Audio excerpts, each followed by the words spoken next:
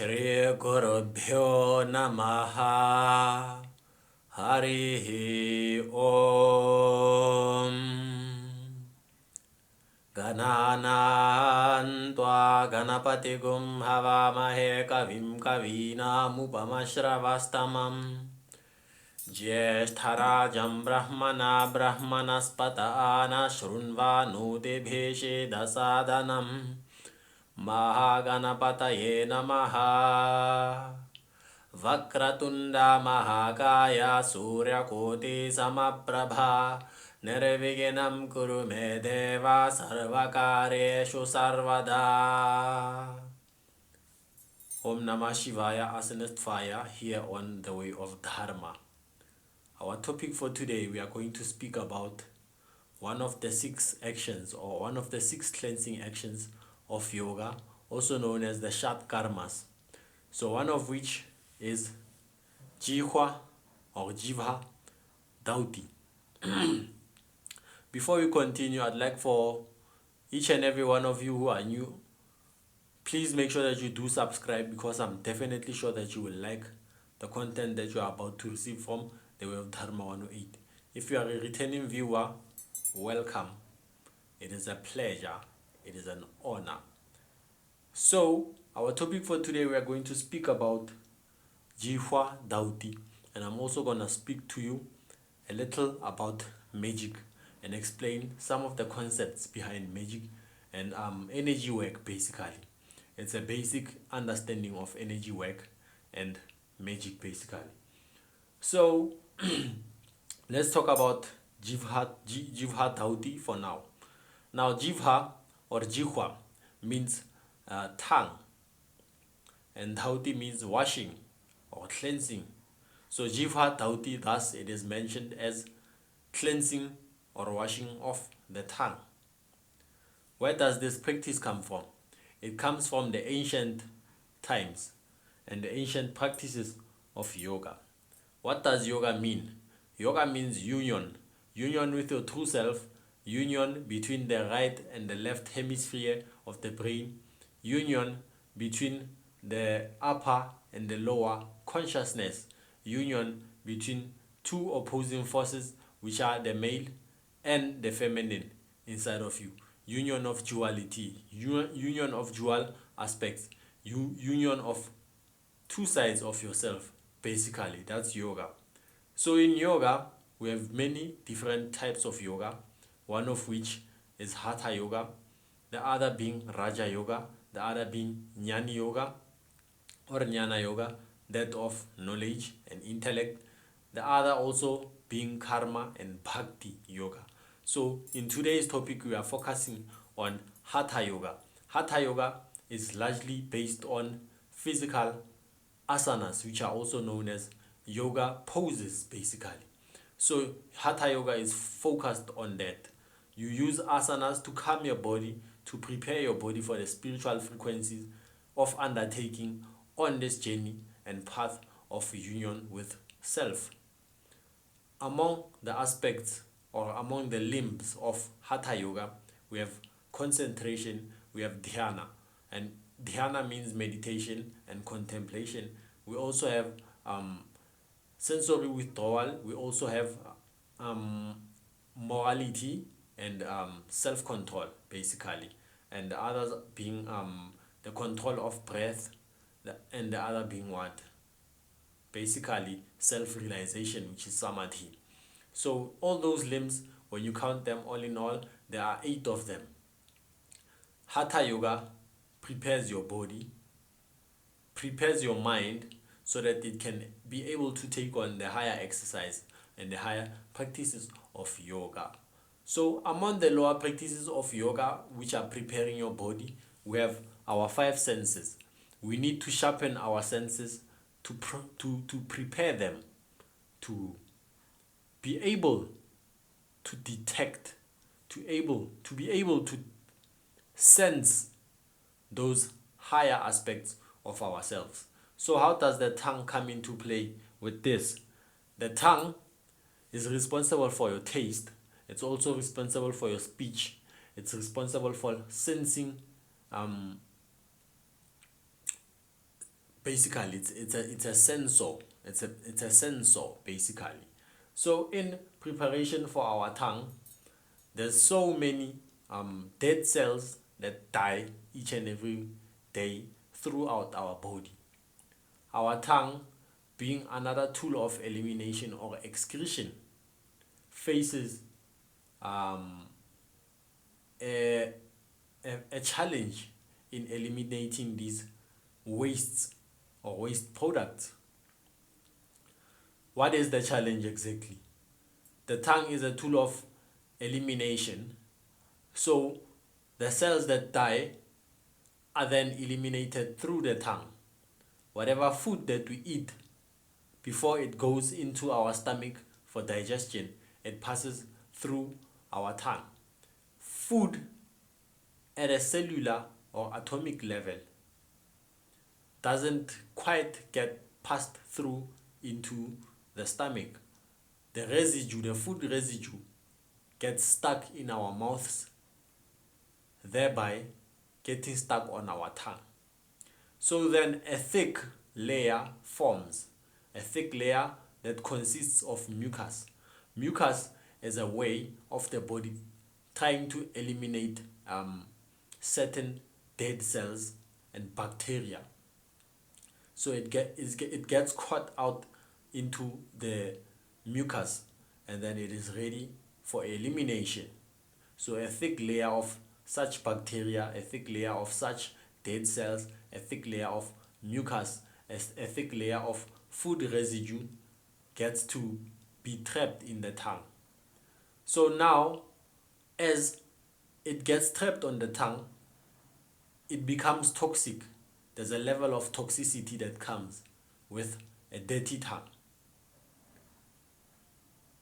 When you eat food on the next day, or rather your next meal, the bacteria which is on the tongue passes into the intestinal tract along with your food, and then it further poisons or toxifies your body.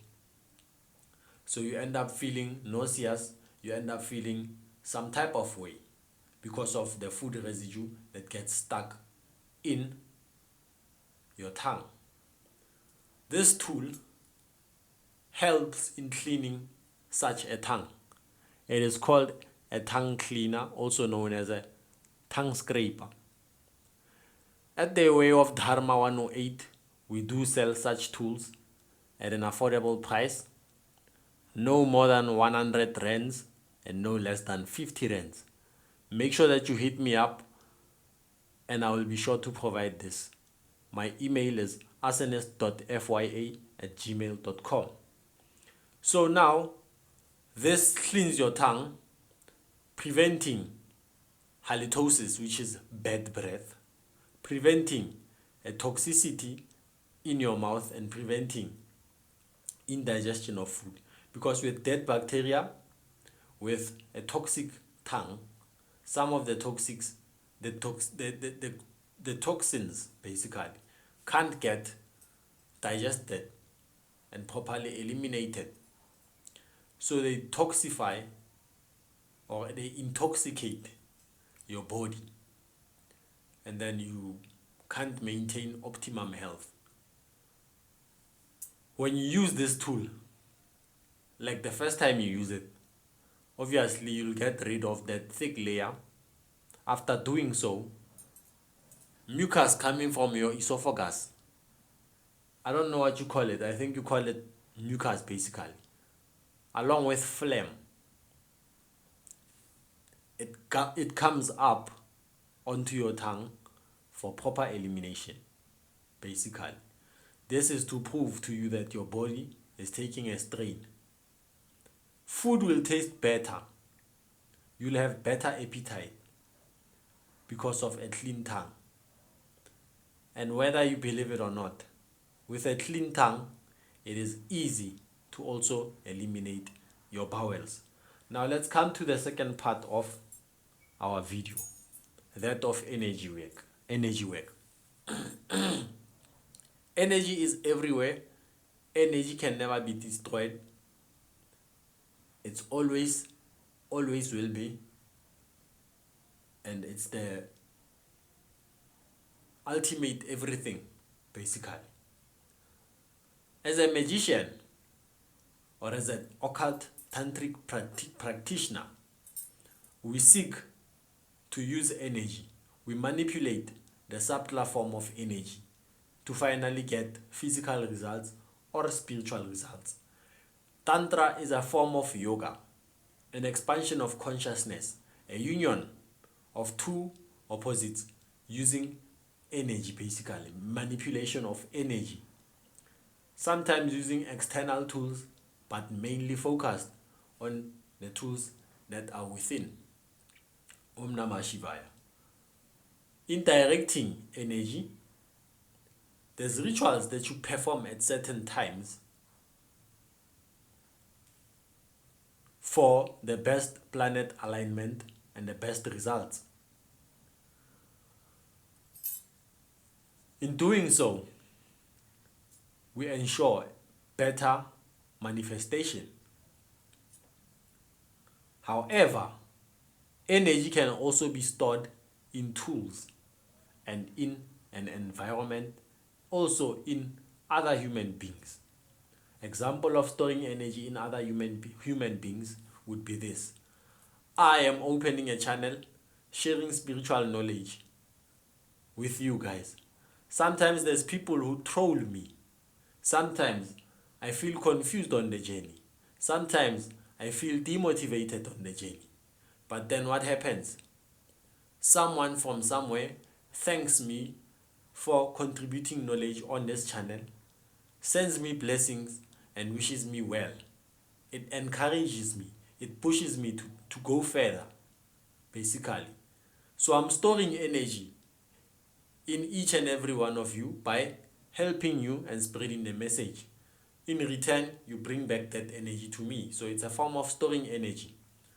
Storing energy in the form of tools would be storing it in the magical tools, would be storing it in abstract astral places, basically. However, today I want to focus on the act of storing energy on a mantra or on a yantra. A yantra is a geometrical figure that is supposed to represent deity, far superior and far closer to the likeliness of the deity than the pictorial form. Due to what? To scientific tantric reasons, basically. Now this is a yantra of Devima Shri Bagalamukhi. Bagalamukhi, as I've mentioned in my previous videos, is the Devi of Stampan, the one who paralyzes and defeats your enemies. So now, to get a better understanding of how I would use this, suppose I'm a neophyte. I've just initiated into the magic practice. Obviously, I am new on the path. I have no enemies. I have nothing basically I'd want to manifest using Devi Bagalamukhi. I don't know anything about any of that stuff. I go into the practice. I have this tool, the yantra. I then do what? I do mantras. I do rituals to charge this yantra, so that it can do what? Store the energy of Devima. Store the energy of the rituals and the mantras that I'm chanting, so that this gets to be empowered, and when I need it the most, I'm able to consult this thing. And then the energy, because it has compounded over a period of time, when I need it the most, it gives me wonderful results. Now, isn't that beautiful? So these yantras are a powerful tool for storing energy, occult energy to be specific, because Devi gets to reside in this. You invoke the deity in this. Suppose I want to chant mantras up until 100 and 50,000 chants of the mantra. Because I don't want to waste that energy. Because I don't know what to do with that energy. It's better to store it in this, so that in future when I want to use it, I just invoke this, or I carry this in my pocket. Suppose I have a court case that I need to solve, because at that time it would be late for me to do what? To actually chant, because it would be weeks ahead basically. So I can't do a 100,000 chant in that short time. So it's wise to store this energy for when you would need it. Or suppose I want to defeat an enemy, I consult this. Suppose I want to stop an event from happening, I go back to my energy, the one that I have stored, and I summon it. Om Namah Shivaya. Shivaya Nama Om. So this is a very, very powerful tool. It stores energy. It is also sold here at the Way of Dharma. No more than 100 bucks, and definitely no lesser than 50 bucks. Hit me up at my email arsonist.fya@gmail.com. Make sure that you do consult me. Very, very powerful tool for stopping witchcraft. It's gold plated, as you can see. It is shining, shining, shining. Make sure that you do consult me. Whoever that speaks ill of you will definitely feel the wrath of Devima. Om Namah Shivaya.